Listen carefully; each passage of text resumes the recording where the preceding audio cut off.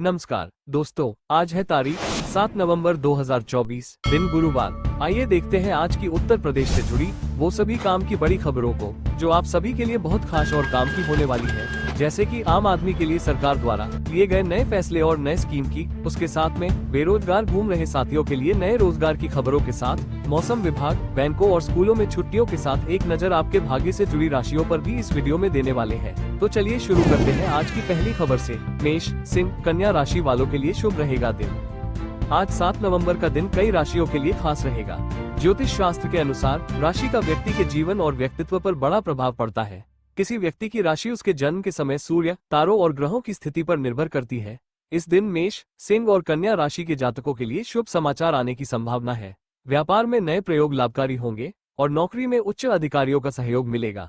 वाहन खरीदने की इच्छा रखने वालों को आज सफलता मिल सकती है।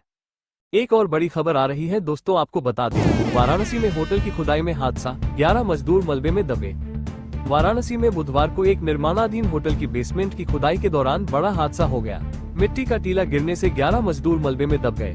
मौके पर फायर ब्रिगेड ने पहुंचकर सभी मजदूरों को बाहर निकाला।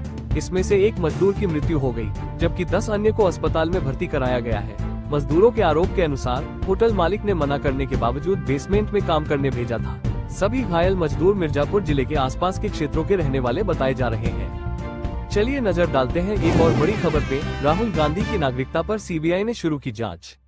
कांग्रेस नेता राहुल गांधी की नागरिकता के मुद्दे पर सीबीआई ने दिल्ली हाईकोर्ट में जानकारी दी कि इस मामले में जांच जारी है। अदालत को बताया गया कि इलाहाबाद हाईकोर्ट में भी राहुल गांधी की नागरिकता पर जनहित याचिका दाखिल है।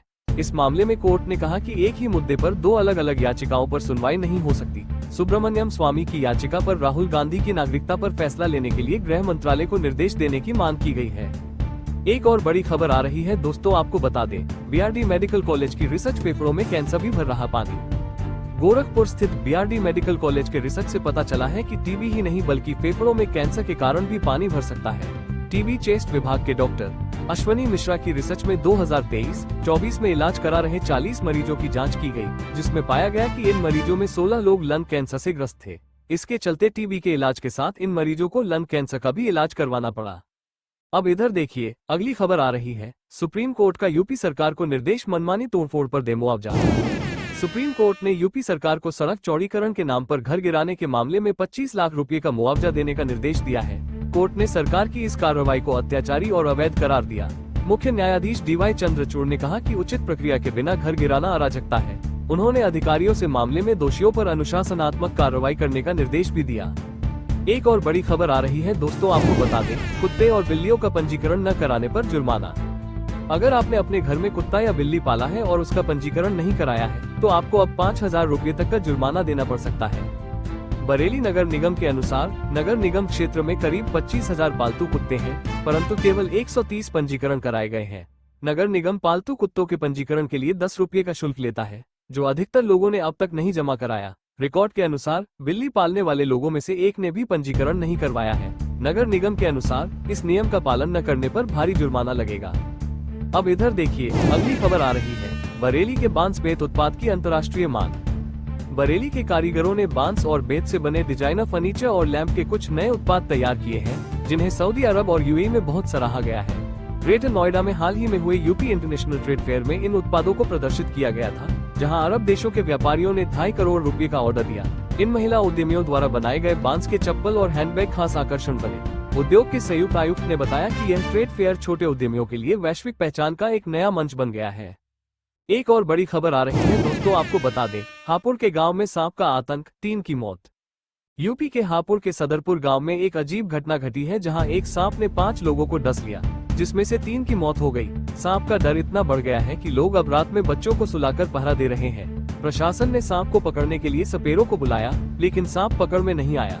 सांप की दहशत के कारण गांव के कई लोग बच्चों को रिश्तेदारों के पास भेज रहे हैं। ग्रामीणों के अनुसार सांप का हमला ज्यादातर रात के 12 से 2 बजे के बीच होता है, जिससे लोग घरों में भी सुरक्षित महसूस नहीं कर रहे हैं। अब इधर देखिए, अगली खबर आ रही है। हरदोई में डीसीएम और ऑटो की टक्कर से 11 की मौत। हरदोई के बिलग्राम कानपुर हाईवे पर डीसीएम और ऑटो के बीच भीषण टक्कर में 11 लोगों की मौत हो गई और 4 गंभीर रूप से घायल हो गए। इस दुर्घटना में 6 महिलाएं भी शामिल थीं। पुलिस ने घायलों को तुरंत अस्पताल पहुंचाया। हादसे के बाद डीसीएम का ड्राइवर मौके से फरार हो गया। डॉक्टरों के अनुसार मृतकों की पहचान की जा रही है और पुलिस उनके परिजनों को सूचना देने का प्रयास कर रही है। दुर्घटना के कारण ग्रामीणों में दुख और भय का माहौल है। चलिए नजर डालते हैं एक और बड़ी खबर पे। आगरा लखनऊ इंटरसिटी में यात्री सुविधाओं की कमी पर सवाल। आगरा लखनऊ इंटरसिटी ट्रेन में यात्रियों को टूटी सीटें, फटे सीट कवर और गंदे शौचालय जैसी असुविधाओं का सामना करना पड़ रहा है। करीब 14 स्टेशनों पर रुकने वाली इस ट्रेन का किराया भी कम नहीं है, फिर भी यात्रियों को सहूलियत नहीं मिल रही है। यात्रियों ने सोशल मीडिया पर रेलवे प्रशासन से सवाल पूछे हैं। लखनऊ से सफर कर रहे प्रमोद कुमार पांडेय ने बताया कि शिकायत के बावजूद रेलवे विभाग यात्रियों की समस्याओं पर ध्यान नहीं दे रहा। ट्रेनों की सही मेंटेनेंस न होने के कारण यात्री काफी परेशानियों का सामना कर रहे हैं। एक और बड़ी खबर आ रही है दोस्तों, आपको बता दें, दंगों का उल्लेख कर सीएम योगी ने साधा निशाना, बोले एक बार आर पार हो ही जाए। उत्तर प्रदेश के मुख्यमंत्री योगी आदित्यनाथ ने मंगलवार 5 नवंबर को झारखंड विधानसभा चुनाव के प्रचार के दौरान जमशेदपुर में जनसभा को संबोधित किया। उन्होंने कहा कि 2017 से पहले यूपी सरकार कांवड़ यात्रा को अनुमति नहीं देती थी, लेकिन जब उनकी सरकार आई तो इसे पुनः शुरू किया गया। लोग कह रहे थे कि दंगे होंगे, पर उन्होंने कहा एक बार आर पार हो ही जाए। सीएम योगी ने बताया कि अब यूपी में कांवड़ यात्रा के दौरान दंगा नहीं होता, बल्कि पुष्प वर्षा होती है। उन्होंने भारत की ओर से अपने नागरिकों को मुफ्त अनाज देने और पाकिस्तान की बदहाल स्थिति का उल्लेख किया।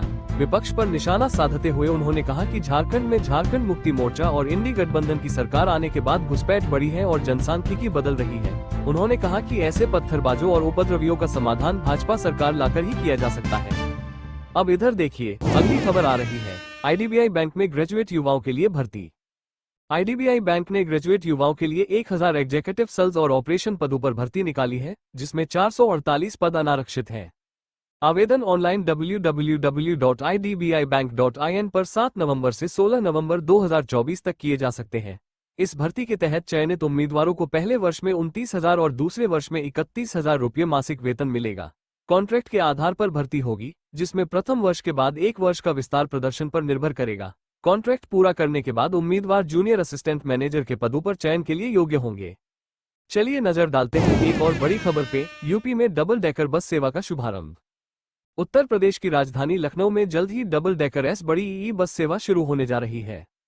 मुख्यमंत्री योगी आदित्यनाथ 9 नवंबर को गोमती नगर स्थित यूपी दर्शन पार्क के पास हरी झंडी दिखाकर इसका उद्घाटन करेंगे। ये बस सेवा कमता तिराहे से अमौसी मोड़ तक संचालित होगी और इस रूट के लिए सारे प्रशासनिक क्लियरेंस मिल चुके हैं। बस की चौड़ाई और ऊंचाई के कारण यू टर्न में दिक्कतों की संभावना है, इसलिए कुछ बदलावों के साथ संचालन की अनुमति दी गई है। इस रूट पर किराया लगभग 60 रुपये रहेगा और अन्य मार्गों पर विस्तार की योजना भी बनाई जा रही है।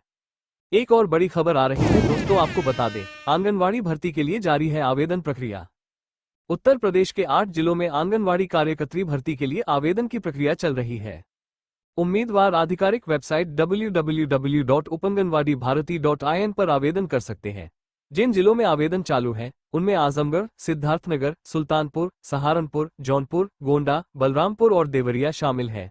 इस भर्ती में केवल महिला अभ्यर्थी ही आवेदन कर सकती हैं और उनकी आयु 18 से 35 वर्ष के बीच होनी चाहिए। आवेदन की अंतिम तिथियां अलग अलग जिलों के लिए निर्धारित की गई है, इसलिए उम्मीदवार समय सीमा को ध्यान में रखकर आवेदन करें। अब इधर देखिए, अगली खबर आ रही है। ट्रंप की जीत से भारतीय शेयर बाजार में आई तेजी। अमेरिकी राष्ट्रपति चुनाव में रिपब्लिकन उम्मीदवार डोनाल्ड ट्रंप की अनुमानित जीत पर भारतीय शेयर बाजार में बुधवार को तेजी देखी गई। बीएसई सेंसेक्स 901 अंक की बढ़त के साथ 80,378 पर बंद हुआ, जबकि निफ्टी 270 अंक की बढ़त के साथ 24,484 पर पहुंचा। निवेशकों ने सकारात्मक रुख अपनाते हुए कई आईटी कंपनियों के शेयर खरीदे, जिसमें टीसीएस, विप्रो और इन्फोसिस का प्रमुख स्थान रहा। स्वास्थ्य इन्वेस्टमार्ट के वरिष्ठ विश्लेषक ने बताया कि ट्रंप की जीत से भारतीय बाजार में संरक्षणवादी नीतियों का प्रभाव पड़ सकता है, जो भारत के निर्यात पर असर डाल सकता है। तो दोस्तों, ये थी आज की कुछ महत्वपूर्ण खबरें और जानकारियां जो आपके लिए बेहद उपयोगी साबित हो सकती है। ऐसी जानकारी आपको शायद और कहीं एक साथ न मिल सके, इसलिए रोज की ताजा खबरों के लिए हमारे चैनल को सब्सक्राइब जरूर करें और वीडियो को लाइक नहीं किया तो लाइक करें। साथ में अपने जिले का नाम कमेंट में लिखें, ताकि आपके जिले से जुड़ी हर जानकारी आप तक पहुंच सके। धन्यवाद। जय हिंद, जय भारत।